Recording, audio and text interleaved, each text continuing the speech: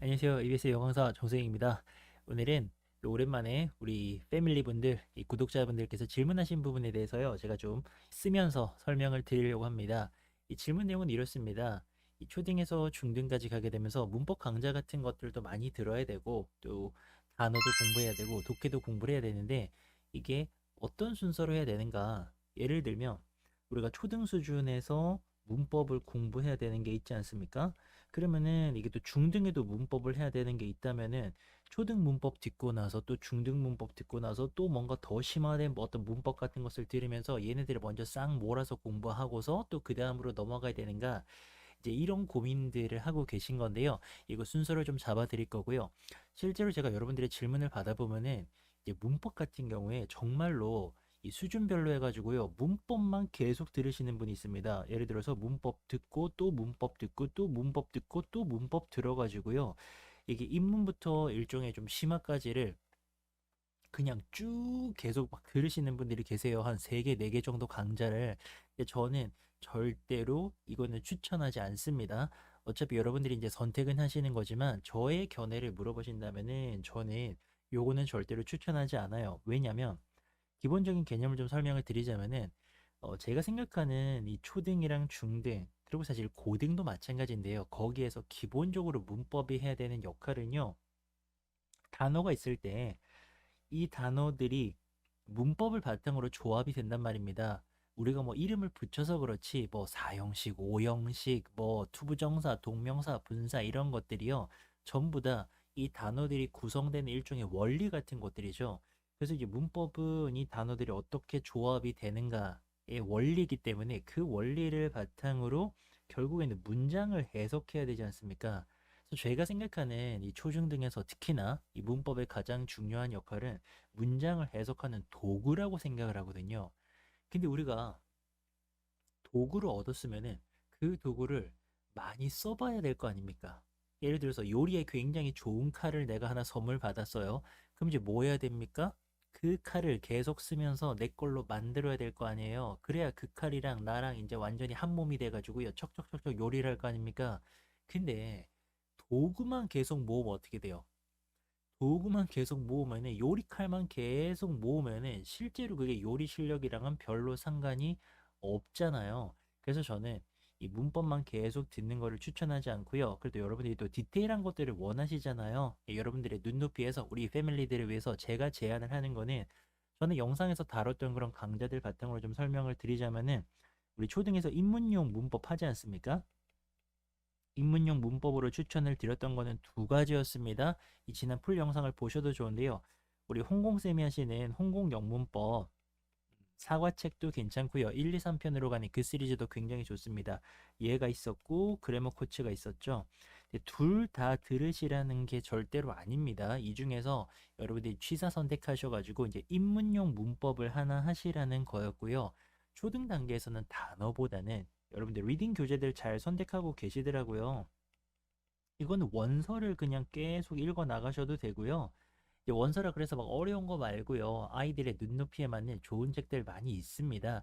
그래서 원서를 읽으셔도 괜찮고, 리딩 교재들도 여러분들 보니까 잘 선택하시는 게 막 문제집 타입이 아니고요. 좀 외서 스타일의 그런 교재들, 소재가 다양한 것들 되게 잘 선택하고 계신 것 같아요. 그래서 수준에 맞게 리딩 교재와 원서를 바탕으로 많이 읽는 거 추천을 드리고요. 그럼 이 과정에서 벌써부터 뭐가 되는 거냐면은 배운 문법이라는 도구가 이 문장들에서 어떻게 활용되는지를 알 수가 있잖아요. 그러면서 이제 얘네가 합쳐져 가지고 뭔가 영어라는 게 이런 거구나를 알게 되는 거고요.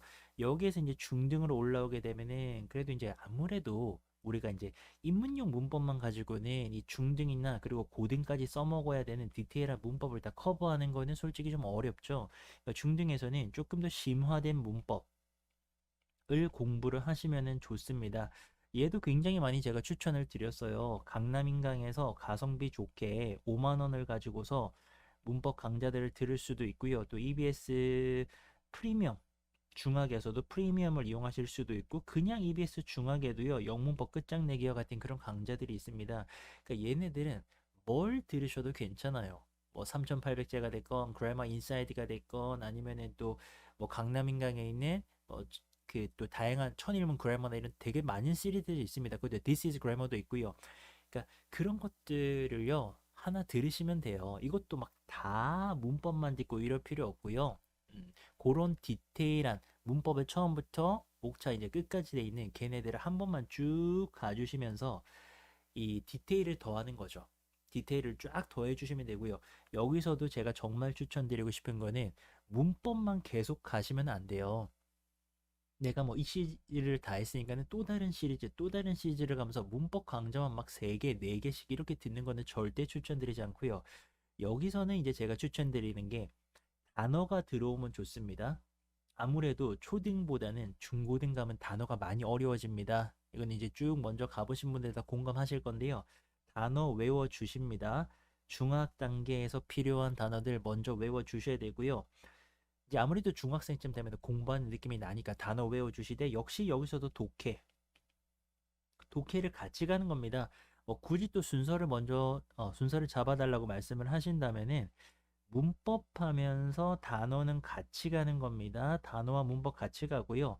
그리고 사실은 아예 최초에는 단어와 문법이 먼저 시작을 하지만 독해가 바로 따라오면 좋죠.